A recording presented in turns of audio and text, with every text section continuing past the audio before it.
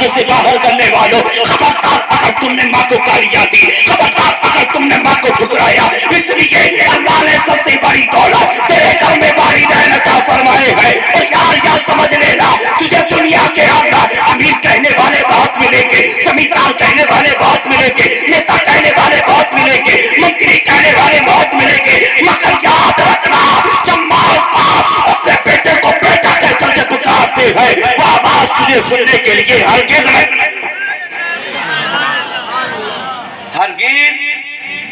नहीं मिल सकती। इतना सुना, माँ दुआएं अलग कर रही है, बाप दुआएं अलग कर रहा है। डॉक्टर ने कहा माँ कि जिस बीमारी का इलाज मेरे हॉस्पिटल के अंदर नहीं, इतना सुना है माँ ने, माँ की आंख में आंसू है।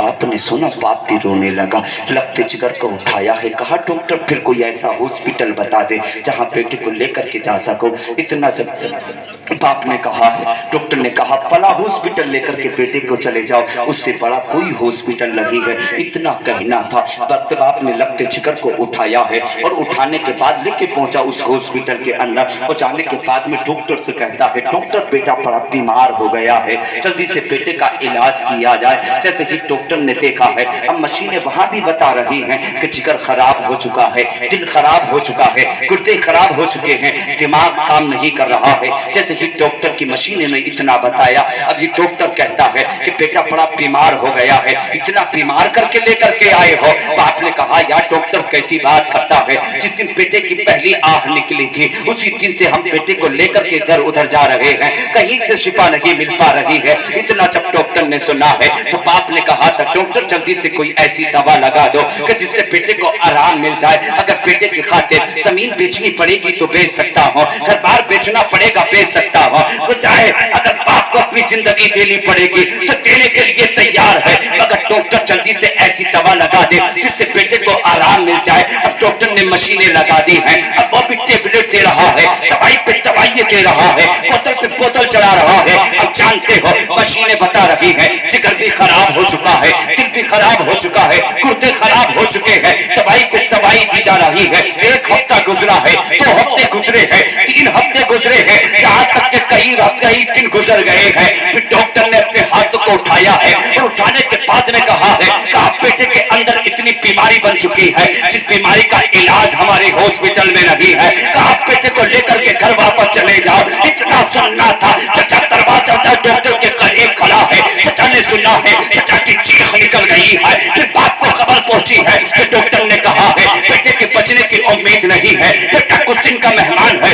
इंतकाल हो जाएगा। इतना सुनना था, आपकी आंख में आंसू आ गए हैं, बाप रोने लगा है। और यही खबर माँ को कान में पहुंची थी, माँ घर पे थी, दुआएं मांग रही थी, खबर पहुंची है कि डॉक्टर ने कहा है बेटा इतना बीमार हो गया है, अब कुछ दिन का मेहमान है, इंतकाल हो जाएगा। डॉक्टर ने कहा बेटा बीमार है, इंतकाल हो जाएगा, कुछ दिन का मेहमान है। बाप का चेहरा इसे दिखा दो, बहन का चेहरा इसे दिखा दो, भाई का चेहरा इसे दिखा दो, रिश्तेदारों का चेहरा इसे दिखा दो, माँ का चेहरा इसे दिखा दो। इतना सुना था, माँ को खबर पहुंची है, माँ ने कदम उठाया है, उठाने के बाद हॉस्पिटल के दरवाजे पे आई है, और आने के बाद में माँ की चीख निकली है। सारे कंपाउंडर निकल के बाहर आए हैं और आकर के कहते हैं ओ खातून तेरा नाम क्या है, तेरी आंख में आंसू कैसे है, रोटी किस बिना पर है। खातून ने कहा है फला नाम का शख्स है, वो मेरा लहते जिगर है, वो मेरा नूरे नजर है, उसको मैंने 9 महीने पेट के अंदर रखा है, उसकी खातिर मुसीबतों को उठाया है,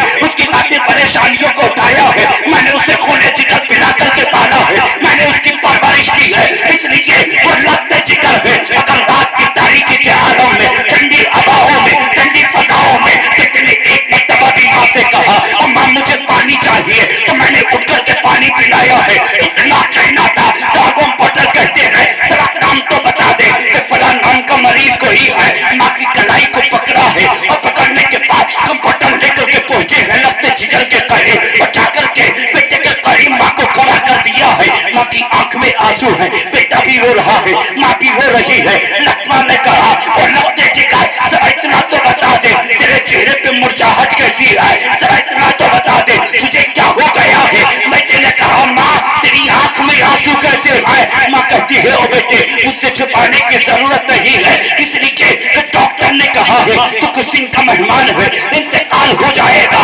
लगते जिगर ने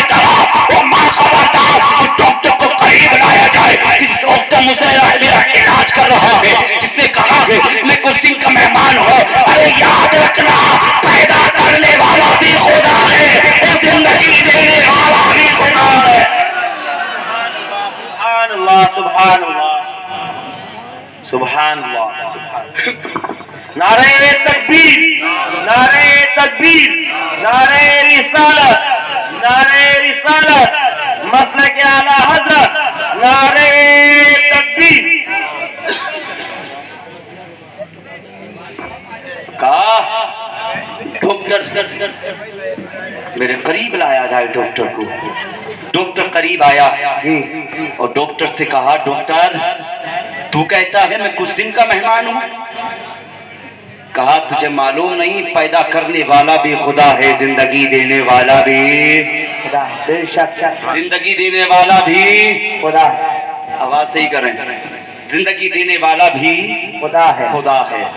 कहा तू बता तूने इलाज किसके जरिए किया? डॉक्टर कहता मैंने साइंस के जरिए इलाज किया। अल्लाह अल्लाह। कहा मैंने साइंस के जरिए इलाज किया।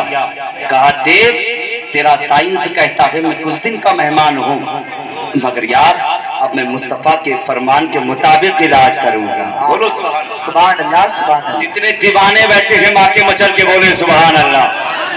माशाअल्लाह, अल्लाह सबको सलामत रखे। और तो के बोले सुभान अल्लाह, सुभान अल्लाह। कहा डॉक्टर तू इलाज कर रहा है साइंस के जरिए, अब मैं इलाज करूंगा मुस्तफा के फरमान के मुताबिक। कहा डॉक्टर जरा इतना बता तेरी मशीनों ने क्या कहा?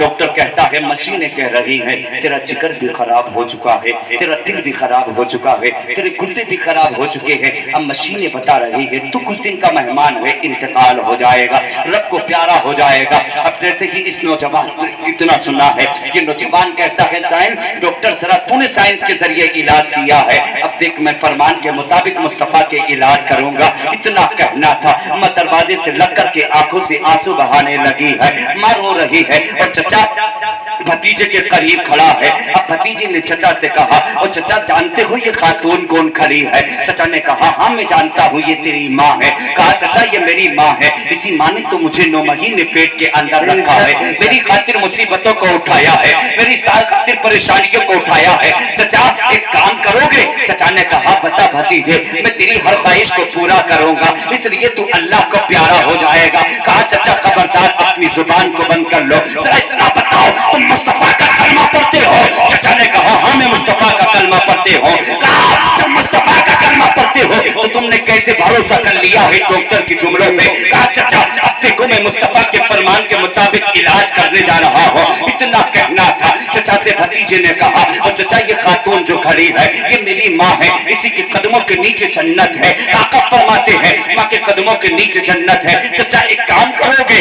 भतीजे ने कहा चचा एक काम करोगे? चचा कहते हैं भतीजे बता, आज तू बताता चला जा मैं करता चला जाऊंगा। इतना कहना था भतीजे ने कहा चचा ये खातून जो खड़ी है जरा इसके करीब जाना और ये अपने कदमों के नीचे जो जूती पहनी हो वो जूती को निकाल लेना। कहा फिर क्या किया जाए? कहा एक बर्तन का इंतजाम किया जाए। फिर क्या किया जाए? कहा उस बर्तन के अंदर पानी किया जाए। कहा फिर क्या किया जाए? कि पानी करने के बाद जो कदमों से माँ की जूती निकालो उस पानी के अंदर डाल देना। जैसे ही चचा ने सुना है ऐसे ही करते चले गए, माँ के कदमों से जूती निकाली गई है, पानी बर्तन में किया गया है, वो जूती को पानी के अंदर डाला गया है। और फिर चचा तीजे ने कहा चचा इस जूती को बाहर निकाल लिया जाए। जूती को बाहर निकाला गया है और निकालने के बाद में भतीजे ने कहा चचा अब ये मुझे पिलाना शुरू कर दो। और चचा ने पिलाना शुरू किया है। 1 दिन पानी पिया है, 2 दिन पानी पिया है, 3 दिन पानी पिया है, 4 दिन पानी पिया है,